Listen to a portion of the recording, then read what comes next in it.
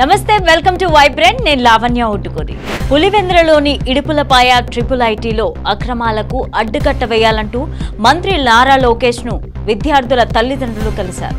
Pulivendula triple IT campus లో గంజాయి వినియోగిస్తున్నారన్న ఫిర్యాదుపై మంత్రి సీరియస్ అయ్యారు.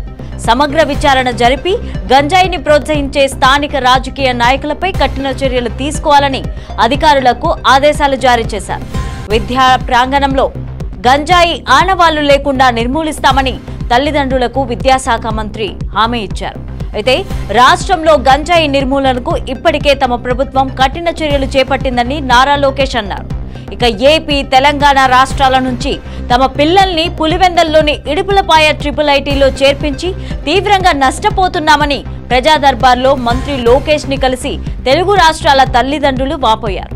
క్యాంపస్ మొత్తం గంజాయికి అడ్డాగా మారిందని ఫిర్యాదు చేసిన తల్లిదండ్రులు క్యాంపస్ లో సిబ్బంది నిర్లక్ష్యం వల్ల విద్యార్థుల మార్కుల పరంగా కూడా ఫెయిల్ అవుతున్నారని పేర్కొన్నారు. 10వ తరగతిలో 90% పైగా మార్కులు సాధించిన తమ పిల్లలకు ఇంటర్లో సిబ్బంది ఇంటర్నల్ మార్కుల విషయంలో నిర్లక్ష్యం వహించి ఉద్దేశపూర్వకంగా ఫెయిల్ చేస్తున్నారని తల్లిదండ్రులు ఆరోపిస్తున్నారు. లోపభూయిష్టంగా తయారైన పులివెందులలోని ఇడుపులపాయ ట్రిపుల్ ఐటీపై దృష్టి సారించి తమ విద్యార్థుల భవిష్యత్ కాపాడాలని ఏపీ, తెలంగాణ రాష్ట్రాల విద్యార్థుల తల్లిదండ్రులు కోరారు. సమస్యను తప్పక పరిష్కరించి విద్యార్థుల భవిష్యత్ కాపాడతానని మంత్రి నారా లోకేష్ హామీ ఇచ్చారు.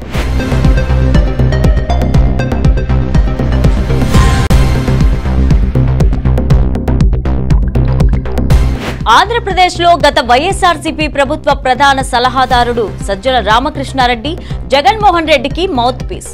అప్పట్లో జగన్మోహన్ రెడ్డి ఎన్నికల సమయంలో తప్ప నోరు విప్పరు, జగన్ కు అందుబాటులో ఉండరు. ముఖ్యమైన అంశం ఏదైనా సరే సజ్జల మీడియా ముందుకు వచ్చి క్లారిటీ ఇచ్చేవారు. అయితే ఎన్నికల తరువాత సజ్జల రామకృష్ణారెడ్డి కనిపించకుండా పోయారు.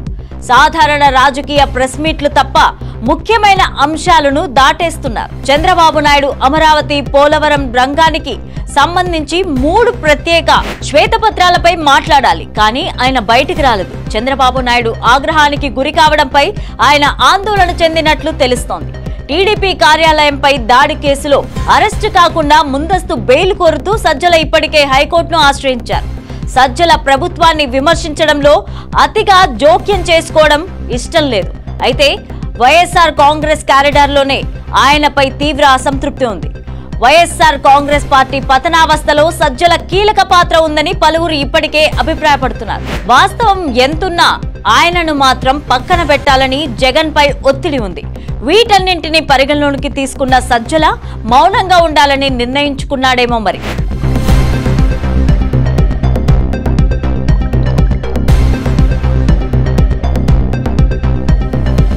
రెండు 2014-19 మధ్య కాలంలో ఐటీ శాఖ మంత్రిగా నారా లోకేష్ ఎప్పుడూ చురుగ్గా వ్యవహరిస్తుండగా ఈసారి ఐటీ శాఖతో పాటుగా మరో కొత్త పోర్టుఫోలియోను చేపట్టారు. ఆయన ఈసారి విద్యా మంత్రిత్వ శాఖను చేపట్టారు. తాజాగా లోకేష్ కు సంబంధించిన ఒక వాట్సాప్ సందేశం ప్రత్యక్షంగా 25 మంది విద్యార్థుల జీవితాలను మార్చేసింది. హృదయాన్ని కదిలించే కథనంలో ఇటీవలే జేఈఈ ఎగ్జామ్స్ లో మంచి ర్యాంకులు సాధించిన 25 మంది శారీరక వికలాంగ విద్యార్థులు ఏపీ విద్యాశాఖ వర్తింపజేసిన సాంకేతిక అంశం కారణంగా ఐఐటి మరియు ఎన్ఐటి విద్యను అభ్యసించలేకపోయారు. ఐఐటి అవసరం 5 సబ్జెక్టుల మార్కుల షీట్లో శారీరక వైకల్యం ఉన్న విద్యార్థులకు 4 సబ్జెక్టులు మాత్రమే ఏపీ విద్యాశాఖ తప్పనిసరి చేస్తుంది. అయితే వారి 2వ భాషా పేపర్లను తీసుకోకుండా మినహాయించారు. ఫలితంగా పేర్కొన్న 25 మంది విద్యార్థుల వద్ద కేవలం 4 సబ్జెక్టుల మార్కుల షీట్లు మాత్రమే ఉన్నాయి. ఐఐటి మరియు ఎన్ఐటిలో ప్రవేశానికి అవసరమైన సంఖ్య 5. కాబట్టి వారి దరఖాస్తులు తిరస్కరించబడ్డాయి. ఏపీ విద్యాశాఖ మంత్రి నారా లోకేష్ కు ఏపీ నివాసి పృథ్వీ సత్యదేవ్ వాట్సాప్ పంపారు. వెంటనే స్పందించిన లోకేష్ వారి మార్కుల షీట్లో 5వ సబ్జెక్టుకు 35 మార్కులతో మార్చేందుకు అవసరమైన ఏర్పాట్లు చేశారు. మొత్తం 25 మంది విద్యార్థులు సాంకేతిక అడ్డంకిని క్లియర్ చేయగలిగారు మరియు ఐఐటి మరియు ఎన్ఐటి వంటి ఉన్నత విద్యా సంస్థల్లో సీట్లు సాధించగలిగారు. లోకేష్ ఎంత త్వరగా పనిచేశారంటే ఈ విద్యార్థులకు 5 సబ్జెక్టులు క్లియర్ చేసేందుకు వ్యవధి కేవలం 1 వారం మాత్రమే. ఈ వేగవంతమైన చర్య ప్రస్తావన విద్యార్థుల జీవితాలను మార్చేసింది. అక్కడితో ఆగకుండా ఈ 25 మంది విద్యార్థులకు లోకేష్ కు కృతజ్ఞతలు తెలిపారు. మరి వారి ప్రయత్నాలకు సహాయం చేయడానికి వారికి డెల్ ల్యాప్టాప్ ని కూడా బహుమతిగా ఇచ్చారు నారా లోకేష్.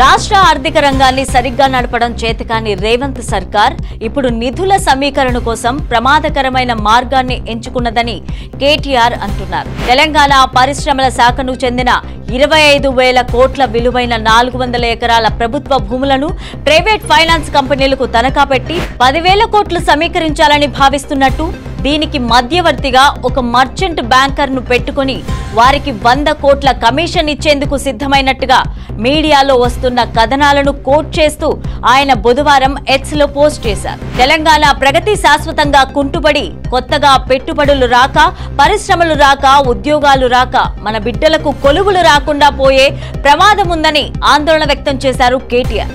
కోకాపేట, రాయదుర్గం వంటి ప్రాంతాల్లోనే ఎక్కువగా ఐటీ పరిశ్రమలు వస్తున్నాయని, అంతేకాకుండా అలాంటి చోట 400 ఎకరాల ప్రైవేట్ సంస్థలకు తనఖా పెట్టడంలో అనాలోచిత చర్య అని విమర్శించారు కేటీఆర్. రాష్ట్రంలో 7 నెలలుగా పారిశ్రామిక రంగం స్తబ్దుగా మారిందని, కొత్తగా పెట్టుబడులు రావడం లేదని, ఉన్న కంపెనీలు కూడా ప్రోత్సాహం లేక పక్క చూపులు చూస్తున్నాయని పేర్కొన్నారు ఆయన. ఇక ఉన్న పరిశ్రమలకు ఇవ్వాల్సిన భూములను రాజకీయ ప్రయోజనాల కోసం తాకట్టు పెడితే కంపెనీలు ఎలా వస్తాయని, కొత్తగా మన యువతకు ఉద్యోగాలు ఎలా వస్తాయని ప్రశ్నించారు కేటీఆర్. చిట్టెలికలు, బల్లులు పడిన టిఫన్లు, పురుగుల అన్నం, నీళ్ల చారు, బల్లి పడిన టిఫన్లు, చిట్టెలికలు తిరిగే చట్నీలు అని రాష్ట్రంలో హాస్టళ్ల దుస్థితిపై కేటీఆర్ వ్యంగ్యాస్త్రాలు విసిరారు. కాంగ్రెస్ పాలనలో హాస్టళ్లు దయనీయంగా మారాయని ఎక్స్ వేదికగా ఆయన ఆవేదన వ్యక్తం చేశారు. మార్పు కావాలి, కాంగ్రెస్ రావాలంటే మొత్తానికి కాంగ్రెస్ వాళ్ళు వచ్చి పెద్ద మార్పే తెచ్చారని ఎద్దేవా చేశారు. మొన్న భువనగిరి సాంఘిక సంక్షేమ పాఠశాలలో కలుషిత ఆహారం తిన్న విద్యార్థి విషాదాంతం. నిన్న కోమటిపల్లి హాస్టల్లో ఉప్మాలో బల్లిపడి 20 మంది విద్యార్థులకు వాంతులు.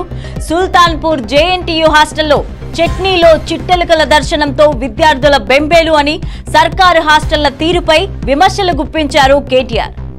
విషాహారం పెడితే విద్యార్థుల ప్రాణాలకు గ్యారంటీ ఎవరు? తల్లిదండ్రులకు భరోసా ఏది అని ప్రశ్నించారు. హాస్టల్లో పెట్టే కలుషిత ఆహారం వల్ల పిల్లలు దవాఖానాల పాలవుతున్నారని ఆందోళన వ్యక్తం చేశారు కేటీఆర్. సర్కారు పాటిస్తోన్న అస్తవ్యస్త విధానాలే ఇందుకు కారణమని మండిపడ్డారాయన.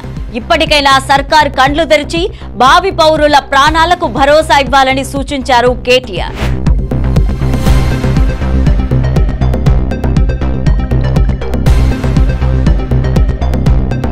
డిఎస్సి వాయిదా వేయాలంటూ ఓయూలో గత కొన్ని రోజులుగా నిరసనలు జరుగుతూనే ఉన్నాయి. నిజానికి గత ప్రభుత్వ హయాంలో వేసిన డిఎస్సి పోస్టులను పెంచి రేవంత్ సర్కార్ కొత్త నోటిఫికేషన్ను రిలీజ్ చేసింది. అయితే ఈ నెలలో పరీక్షలు జరగాల్సి ఉంది. మరిన్ని పోస్టులు పెంచాలని, చదువుకోవడానికి టైం ఇవ్వాలంటూ కొందరు ఆందోళన చేస్తున్నారు. నిజానికి ఉద్యోగాల భర్తీపై రేవంత్ సర్కార్ మాటకు కట్టుబడి వరుసగా నోటిఫికేషన్లను రిలీజ్ చేస్తోంది. అధికారంలోకి వచ్చిన 100 రోజుల్లోనే 30,000 ఉద్యోగాలు కూడా భర్తీ చేసింది. వారికి అపాయింట్మెంట్ లెటర్స్ ను కూడా ఇప్పించేశారు. సో ఇప్పుడు గ్రూప్ 1 ప్రిలిమ్స్ రిజల్ట్ వచ్చాయి. త్వరలోనే గ్రూప్ 2, 3, 4 ఎగ్జామ్స్ వరుసగా జరగబోతున్నాయి. అటు డిఎస్సిని షెడ్యూల్ ప్రకారమే జరుపుతున్నామంటున్నారు సీఎం రేవంత్. వాయిదా వేయాలని కొందరు మాత్రమే ఆందోళన వ్యక్తం చేస్తున్నారని ఆయన చెప్పుకొచ్చారు. పరీక్షలు వాయిదా వేయించి ప్రభుత్వానికి చెడ్డ పేరు తీసుకురావాలన్న ఉద్దేశంతోనే కొందరు ఉన్నారంటున్నారు ఆయన. కేసీఆర్ హయాంలో జాబ్ క్యాలెండర్ ఇచ్చింది లేదు, ఒక్కసారి కూడా డిఎస్సి నోటిఫికేషన్ ఇచ్చి టీచర్ జాబులు ఇచ్చింది లేదని కాంగ్రెస్ నేతలు గుర్తు చేస్తున్నారు. అయితే జాబులు ఇవ్వకపోగా ఇప్పుడు పరీక్షలు పెడుతున్న కాంగ్రెస్ ప్రభుత్వంపై నిందలు వేయడం ఎంతవరకు కరెక్ట్ అన్న ప్రశ్నలు కూడా వినిపిస్తున్నాయి హస్తం నేతల నుండి. అయితే మొన్నటిదాకా జాబ్ క్యాలెండర్ వేయాలని నిరసనలు, ఇప్పుడు డిఎస్సి వాయిదా వేయాలని ఆందోళనలు, ఇదంతా కొందరు నేతలు కావాలనే చేస్తున్నారని, నిరుద్యోగులను ఎగదోస్తున్నారన్న వాదనలు కాంగ్రెస్ వినిపిస్తోంది. ఇక రాష్ట్రంలో ప్రజాపాలన కాదు అన్ని వర్గాల దగా పాలన నడుస్తోందని బీఆర్ఎస్ నేతలు విమర్శిస్తూ వస్తున్నారు. సంక్షేమ హాస్టళ్లు, యూనివర్సిటీ క్యాంపస్ హాస్టళ్ల నిర్వహణ అస్తవ్యస్తమైందని, హాస్టళ్లలో ఫుడ్ పాయిజనింగ్ సాధారణ విషయంగా మారిపోయిందని, చట్నీలో చిట్టెలకలు, అన్నంలో బల్లులు వస్తున్నాయంటున్నారు. ఇంకోవైపు మాజీ మంత్రి కేటీఆర్, హరీష్ రావు కూడా ఈ ఓయూ ఘటనపై రియాక్ట్ అవుతున్నారు. ఇందిరమ్మ రాజ్యంలో జర్నలిస్టులకు రక్షణ లేదా అని ప్రశ్నించారు కేటీఆర్. ఉస్మానియా యూనివర్సిటీలో ఎందుకింత నిర్బంధం అంటున్నారు. ఇక తెలంగాణలో ఒక రకమైన పరీక్ష కాలం కనిపిస్తూ ఉంది. ఓవైపు ఉద్యోగాల కోసం ఎదురు చూస్తున్న నిరుద్యోగులు, ఇంకోవైపు రకరకాల కారణాలతో వాయిదాలు వేసేలా పరిణామాలు కనిపిస్తున్నాయి. ఇంకా చెప్పాలంటే నోటిఫికేషన్లో ఏ రూల్ అయితే పెట్టారో అదే రూల్ ప్రకారం పోస్టుల భర్తీ చేయడం, పరీక్షల నిర్వహణ జరగాలి. గ్రూప్ 1 విషయం తీసుకుంటే మెయిన్స్ కు 1:100 నిష్పత్తిలో పిలిస్తే మళ్లీ కోర్టుకు వెళ్తారని, కోర్టు ఎగ్జామ్స్ రద్దు చేస్తుందన్న వాదనను కాంగ్రెస్ వినిపిస్తోంది. ఇదివరకు కేసీఆర్ హయాంలో గ్రూప్ 1 2 సార్లు రద్దయింది. అయితే నోటిఫికేషన్లో చెప్పినట్లు మాదిరిగా బయోమెట్రిక్ తీసుకోకుండా పరీక్ష నిర్వహించడంతో ఎగ్జామ్స్ రద్దుకు ఒక కారణంగా మారింది. మరి ఆందోళనను కంట్రోల్ చేసేందుకు కాంగ్రెస్ ప్రభుత్వం ఏం చేపడుతుందో, పరీక్షల నిర్వహణ షెడ్యూల్ ప్రకారమే ఉంటుందా, ఏం జరగబోతుందనేది కీలకంగా మారింది. For more videos please subscribe to vibrant.